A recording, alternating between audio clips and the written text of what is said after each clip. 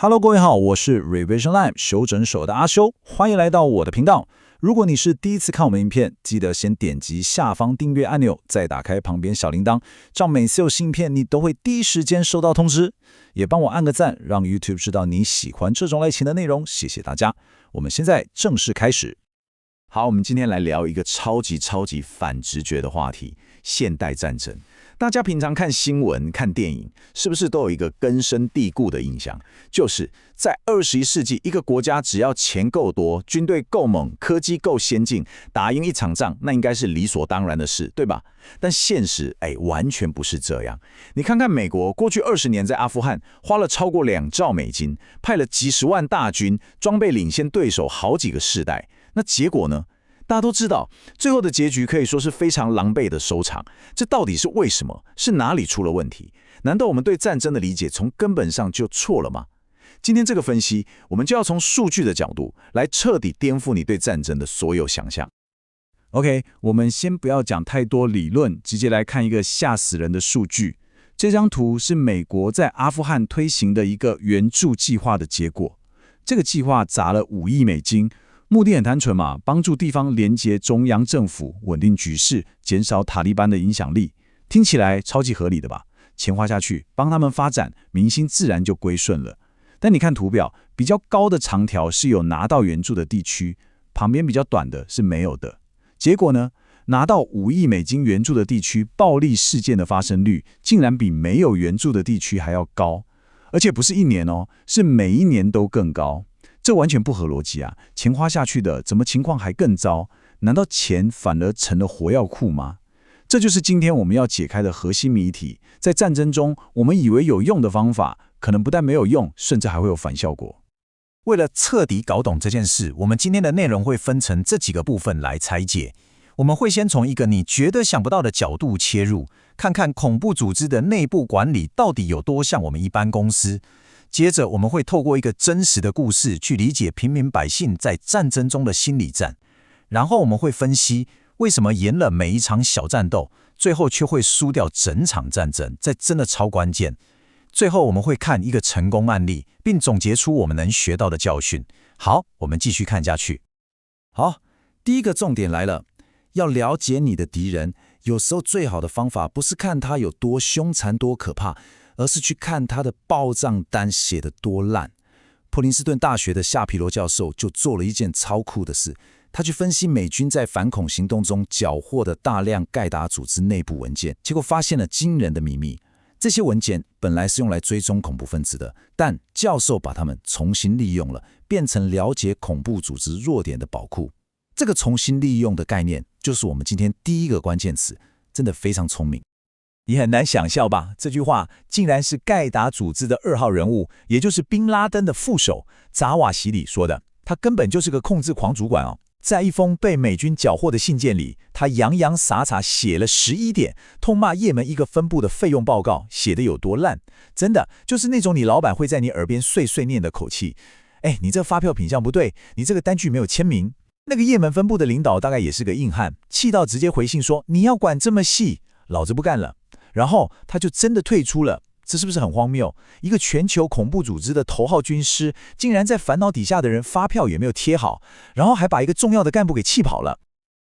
而且这还不是个案呢，在其他文件里，你还会看到各种奇葩的职场问题，像是在伊拉克的战士写信回总部，用一种超无奈的语气抱怨说：“老大，你们每次换人规矩就不一样，可不可以给我们一份书面的标准作业流程 SOP 啊？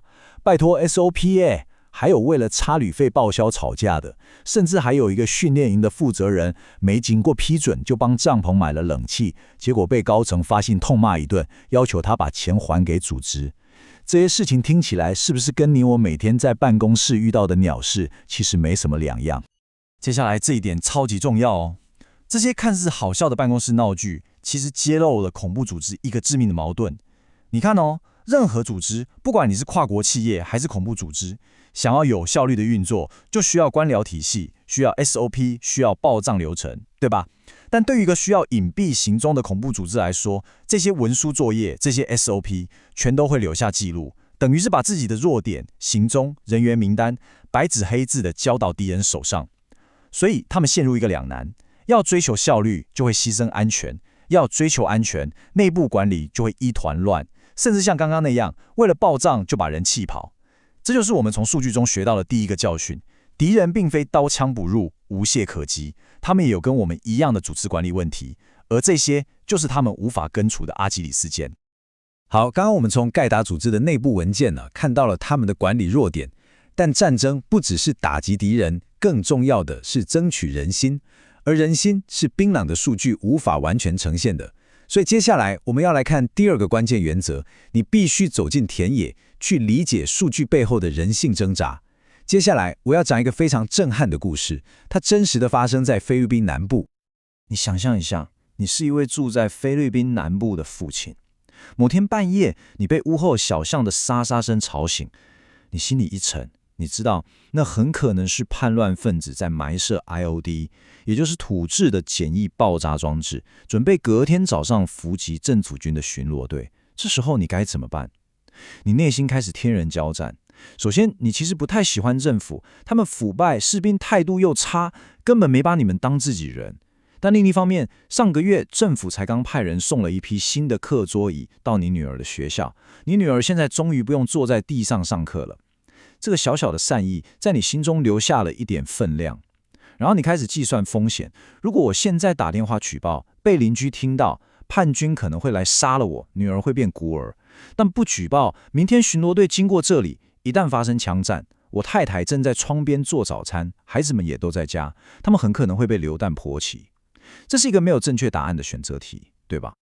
如果是你，你会怎么选？这个父亲的内心挣扎其实就是一场非常复杂的赛局理论。叛乱分子并不是想把暴力最大化，他们的目标其实是创造一个所谓的暴力均衡点。这是什么意思呢？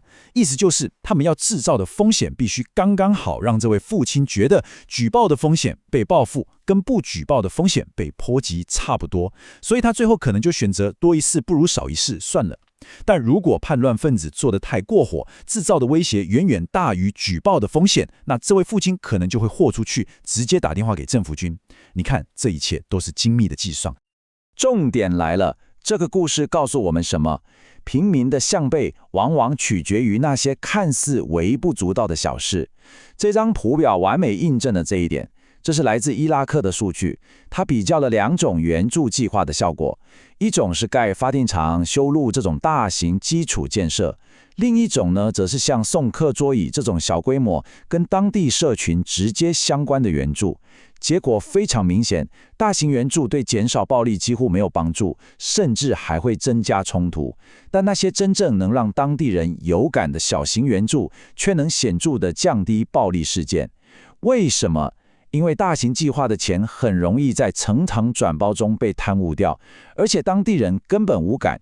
但送课桌椅这种事，绕过了腐败的官僚，直接送到民众手上，这种直接的善意才能真正改变人心。数据甚至可以告诉我们这个效果有多大。研究人员计算出，在伊拉克，平均每投入大约10万美元的有感小型援助，就能成功避免一次战斗事件的发生。10万美金跟一场战争的总开销比起来，根本是9牛1毛。这笔钱甚至可能还不够买一枚先进的飞弹，但它换来的却可能是无价的和平与生命。这就是我们学到的第二个教训：战争的关键在于争取人心，而人心往往是用最小、最贴近生活的细节来赢得的。好，我们刚刚谈了组织的弱点和人心的向背，接下来我们要进入最核心也最残酷的第三个原则：战术上的成功，如果不服务于一个清晰的战略目标，那最终只会导致全面的崩盘。这点真的超级重要。阿富汗战争就是一个最血淋淋的教训。你看这个时间轴，开头在2001年，美军势如破竹，几个月就把塔利班政权给推翻了。这无疑是一次巨大的战术胜利，但接下来的10年，如图中所示，叛乱活动反而越来越多，越来越严重。美军赢了无数场战斗，杀了很多敌人，局势却没有好转。到了2013年，连西方媒体都开始公开质疑，我们是不是正在输掉战争？而最终的结局我们都知道了。2021年，喀布尔沦陷，20年的努力、金钱和生命，仿佛都在一瞬间化为乌有。问题出在哪？问题在于，美国始终没有一个清晰的胜利理论，他们不知道如何将这些零散的战术胜利转化为一个可持续的、最终的政治目标。那么，有没有成功的案例呢？当然有啊。我们把镜头转到南美洲的哥伦比亚，他们常年跟一个叫哥伦比亚革命武装力量，也就是大家常听到的 FARC 这个左翼叛军打内战，情况一度非常糟糕，国家几乎要分崩离析。但他们最终却成功达成了和平。他们是怎么做到的？哥伦比亚的和平之路走得非常漫长而且艰辛，他们一开始也犯的错。1998年的和谈失败，反而让 FARC 更壮大。转捩点发生在2001年，美国提供了哥伦比亚计划，表面上是反都，实际上是提供大量直升机，大幅提升了政府军的机动力。接着，在2005年，政府做了一个极其关键但也极其困难的决定，解散了那些民怨极高的右翼准军事部队。这个举动就像我们前面说的，移除了平民心中的一根刺，大大赢得了民心。之后的7年，政府军利用机动优势，不断累积战术胜利，把 FARC 逼到偏远的丛林里。重点来了，他们没有追求军事上的完全胜利，而是透过长期的军事压力，让 FARC 的领导人明白，他们不可能打赢这场战争，同时也让他们厌倦了躲在丛林里的日子。换句话说，哥伦比亚政府的目标是让继续打仗这件事变得比上谈判桌还要痛苦。最终在2016年，双方签署了历史性的和平协议。简单整理一下刚刚的内容，你看这张对比表，一目了然。阿富汗和哥伦比亚双方在战术层面上都取得了成功，都打赢了很多仗，这点是共同的。但两者最大的差别就在于哥伦比亚有一个清晰的胜利理论，他们的战术目标，也就是把 FARC 逼到丛林，是为了服务于最终的战略目标，也就是逼迫 FARC 上谈判桌，达成政治和解。而阿富汗则像是无头苍蝇，赢了一场又一场的战斗，却不知道赢了之后要做什么，最终导致了战略上的全面失败。好了，讲到这里，我们今天分析了这么多数据和案例，到底能从中学到什么？这不仅仅是关于战争了，其实也适用于我们生活中的许多决策。最后总结今天的3大重点：第一，数据无所不在，而且往往藏在你最意想不到的地方，像是恐怖组织的费用报告。我们要学会重新利用数据，从平凡中看见不凡的洞见。第二，人才是关键，与其花大钱盖一些华而不实的建设，不如多做一些能真正打动人心的小事，就像是为学校送去几张课桌椅。第三，战略决定一切，在采取任何行动之前，先问自己，我的最终目标是什么？我的胜利理论是什么？如果你的每一个小成功都无法累积成最终的大胜利，那这些成功其实都是徒劳无功。所以最后，我想把这个问题留给大家，无论是在国家层级的竞争、公司的商业策略，甚至是我们个人的生涯规划，我们常常都只专注于眼前的战术，像是这个季度的 KPI 或是下一次的升迁，但我们很少停下来思考我们的胜利理论到底是什么。我们希望透过这些短期的成功，最终达成一个什么样的长期目标？这个问题真的值得我们每一个人好好的深思一下。总结一下今天的重点，我们透过数据和案例发现，传统上认为金钱和武力能赢得战争的想法是错的。真正的关键在于3点：第一，从意想不到的数据，如恐怖组织的报账单中找到敌人的管理弱点；第二，理解人性的算计，透过微小但有感的援助来争取民心，远比大型建设更有效；第三，也是最重要的，所有的战术成功都必须服务于一个清晰的战略目标或胜利理论，否则即使赢了每场战斗，最终还是会输掉整场战争。今天的内容就到这边，如果你觉得这集有帮助，记得马上点赞加订阅加开启小铃铛，我们正在冲订阅，需要你的支持。我是阿修，我们下次见，拜拜。